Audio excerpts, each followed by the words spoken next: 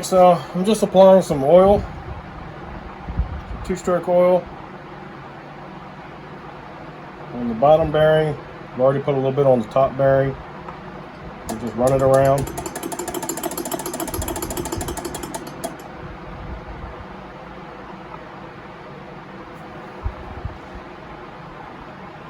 Alright.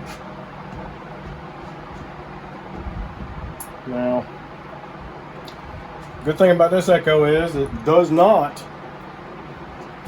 I don't know if you guys remember in the past video, one of the Echoes I worked on, it does not have the washers on the side of the piston.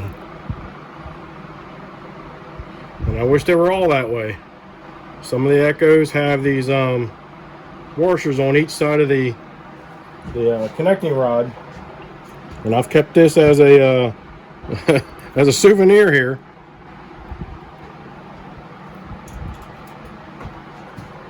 That cost me a mistake. I had to buy a man some parts, so I thought that it was in place, and somehow, and I even went back in the videos and looked to see when and how that washer actually fell out.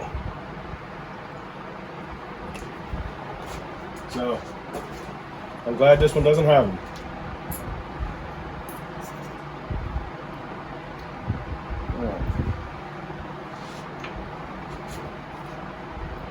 Take and wipe your rings down.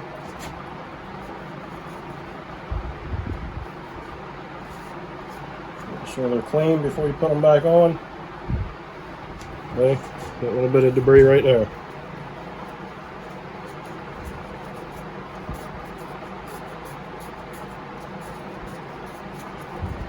There we go.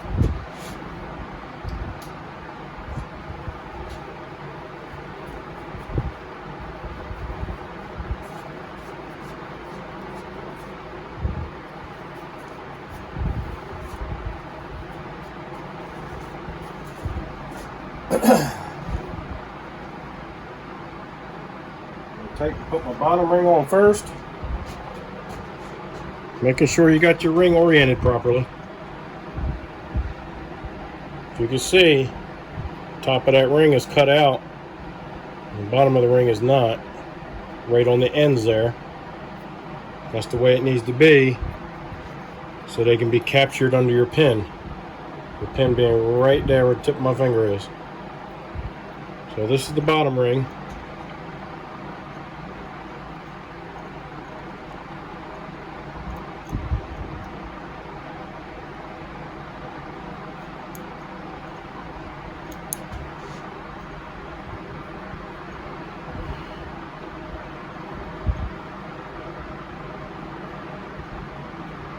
Rings are never easy to put on. You're always afraid you're going to break one.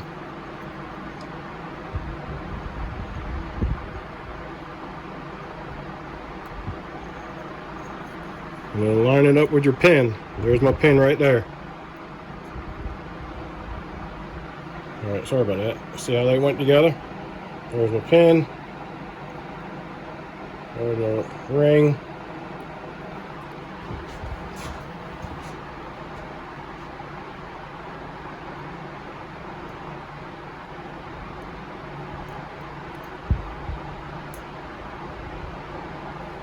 Okay.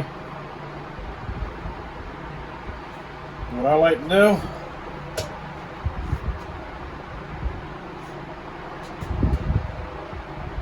we'll make sure that this is oriented in the right direction. The muffler is over here, the carburetor is over here. So I need to make sure my arrow is pointing toward the exhaust.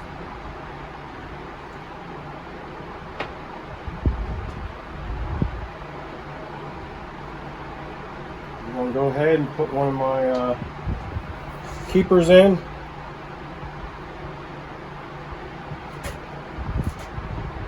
I'm going to put the keeper in that's up against here. And that way I can shove the wrist pin through that way.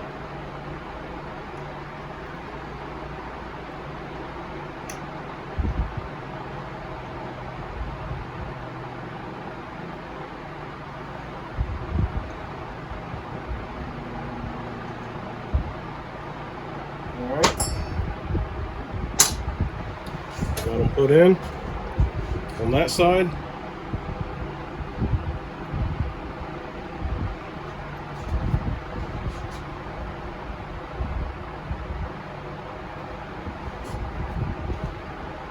Take your wristband, apply a little oil to it.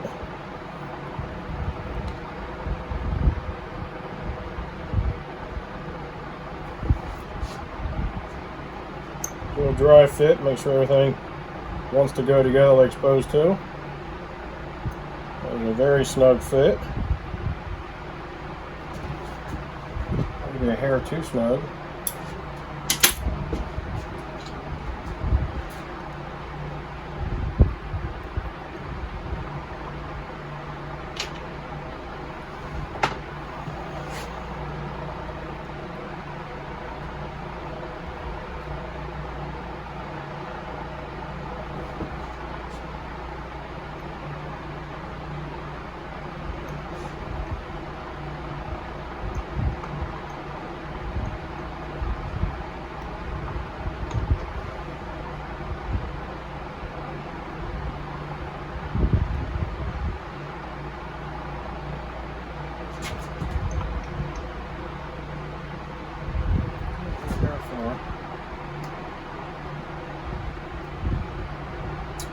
Well, don't want to cooperate.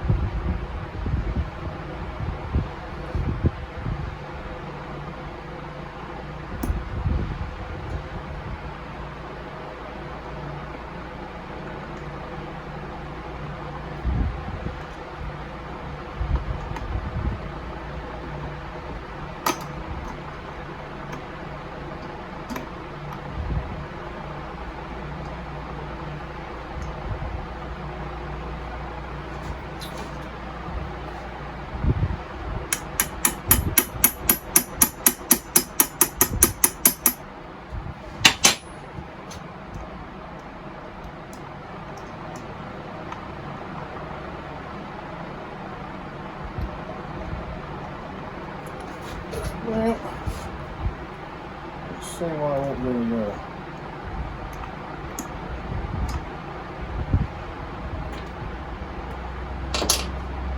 Let's see why you don't want really go.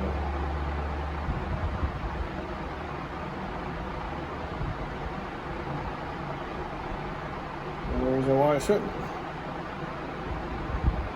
Alright, so what I'm going to do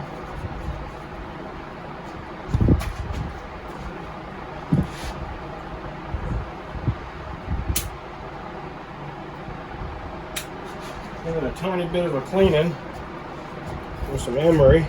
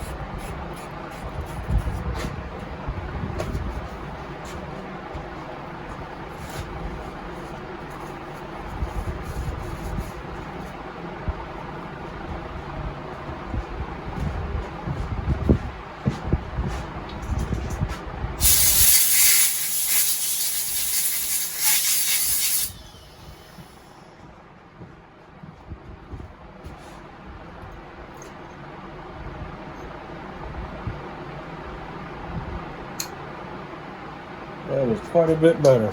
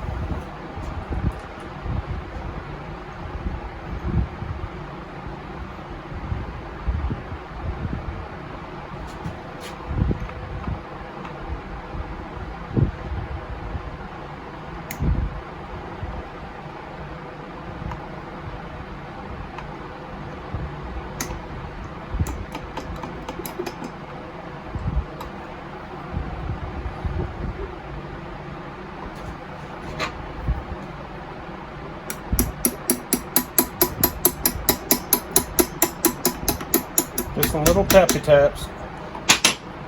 Don't need to wail on it.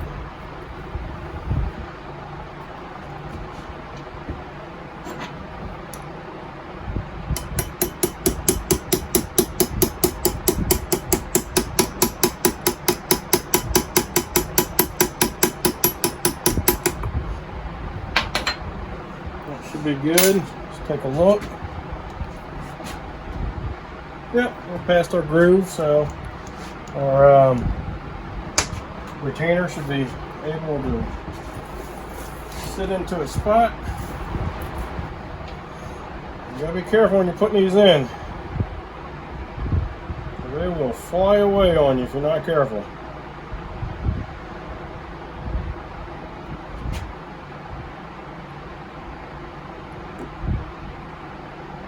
And I'll keep the pliers right there. And I'll put my thumb right over that hole. Also, just to kind of hold things up, hold it in there in case it tries to come out.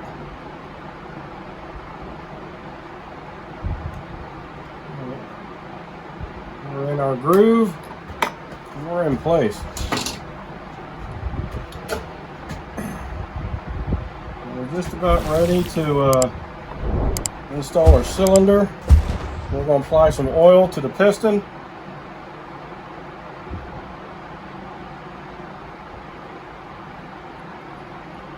Making sure it's got a good coat.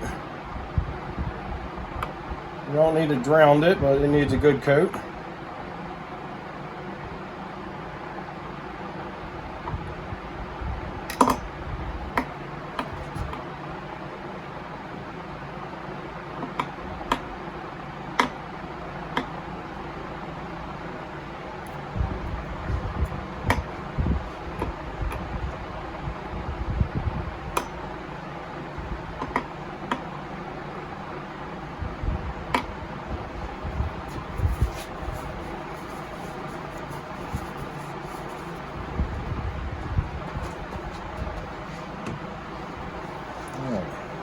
Double check, make sure our rings are where they're supposed to be. Right where your pins are. I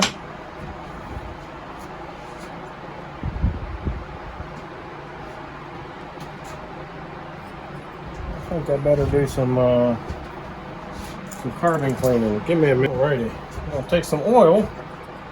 We're going to apply it to the inside of the cylinder. We're going to rub that all around.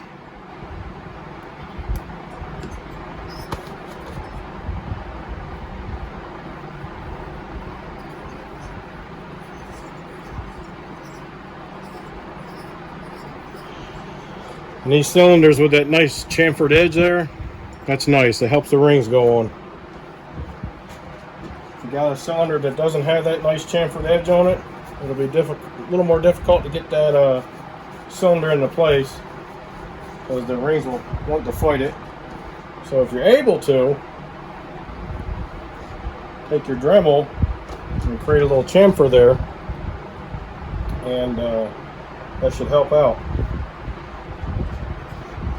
Or if you got them where you want to get them, you can get the little ring compressor kit made just for these two-stroke motors. It's a universal kit.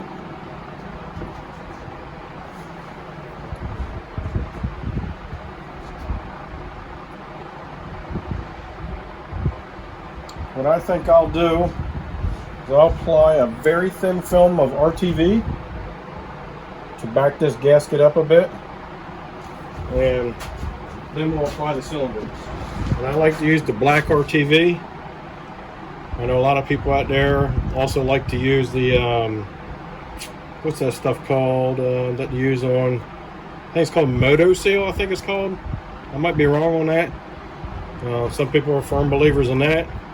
I've been using this probably for at least 10 years probably on 4-stroke crankcases and these 2-stroke crankcases, and I've had very good luck with it.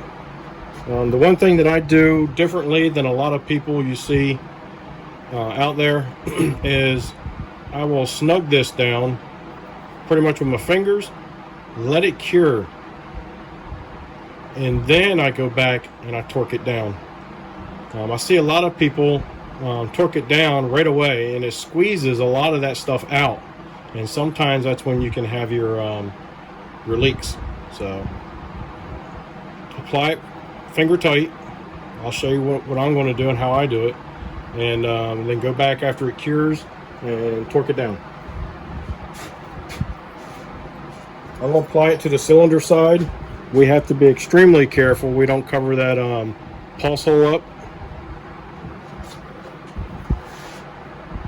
And I'm just doing this as a backup to the gasket.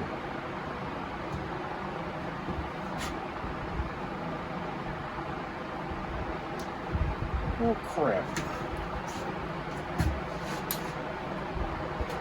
Hardened up on me. Don't you hate when that happens? Didn't think it's been that long since I used it. I'll show you a little trick to this too. I'm trying to remember where I seen it.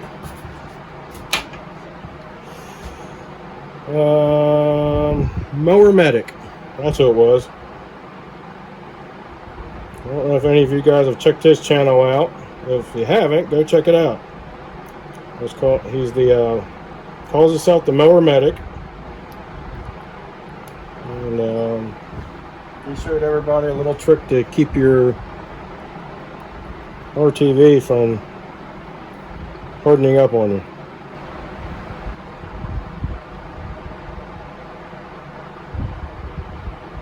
Just a very, very thin layer.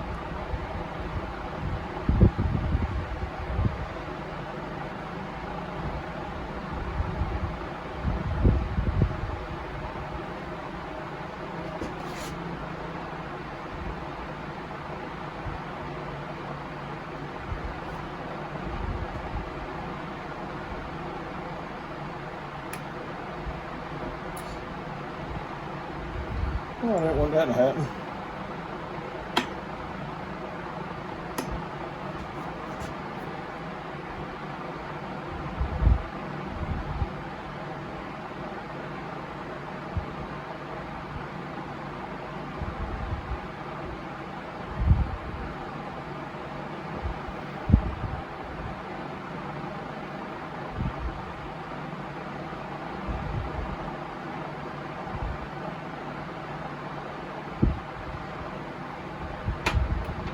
Alright,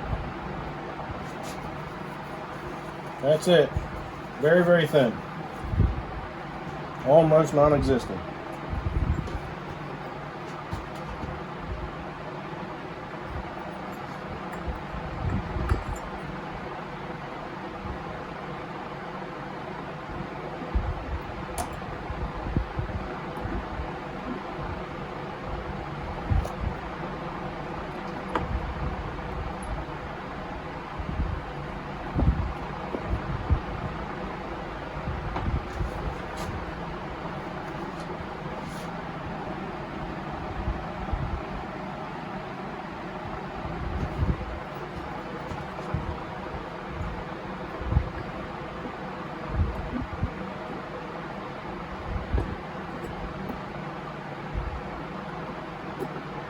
There's one.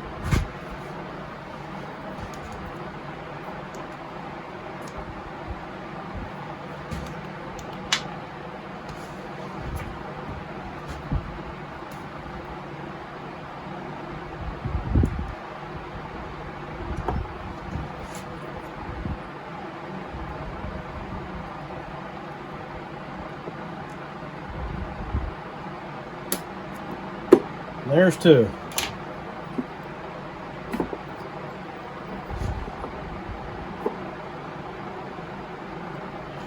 There we go, there's that.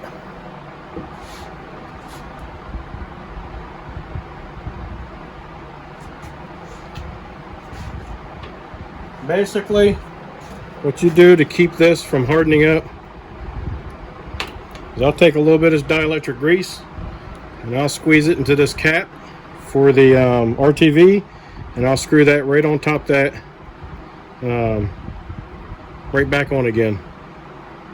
And what that does is that creates a barrier so oxygen can't get to it and cause it to cure.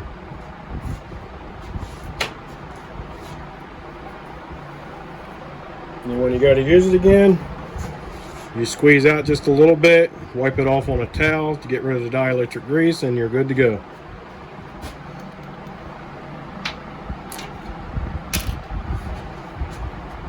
Alright, so let's find our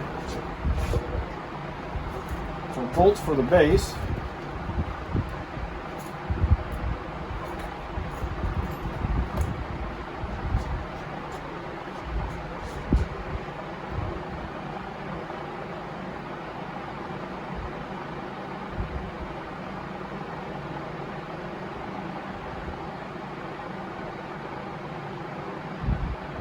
Oh, I got 3 short ones.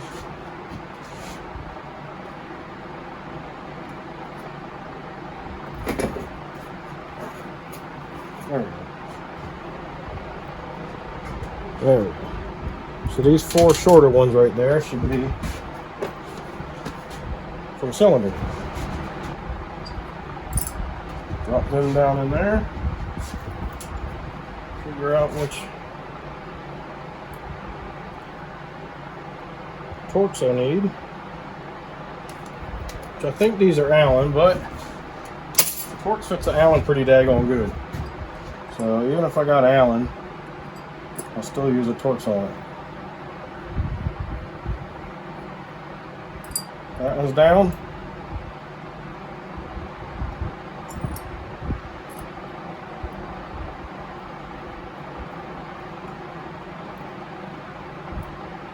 That one's down.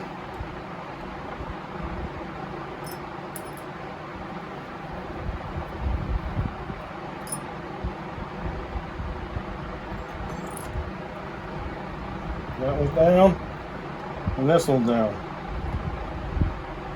And just whatever I can do with my hand, just like that. Just snug them up with your hand, that's it. That's all you gotta do. Not enough to squeeze it all out. Leaves plenty of it behind.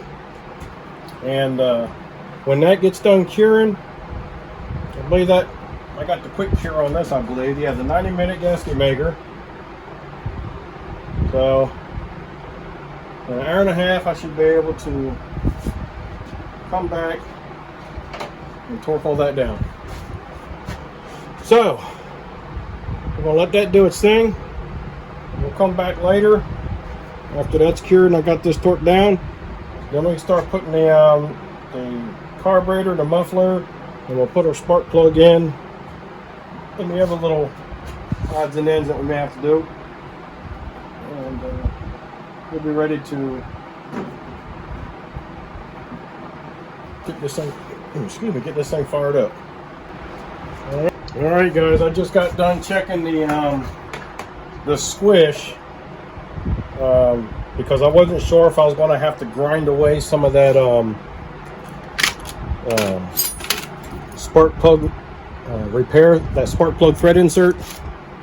And I did my squish with some solder, just like you do your squish any other way. And this is what we have.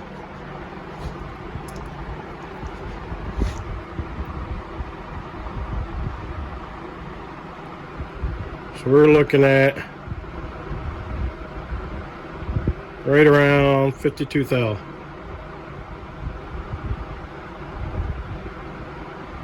So we have plenty of clearance. I don't need to grind any of that thread insert away. So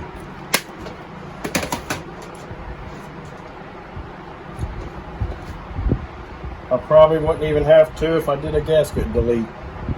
I would still probably have plenty of room then to fire it up. All right, until next time, guys. Hopefully you enjoyed the content. Hopefully it's helpful to you. If so, give me a thumbs up, subscribe, send me some comments, let me know what you think. Be kind and help people when you can.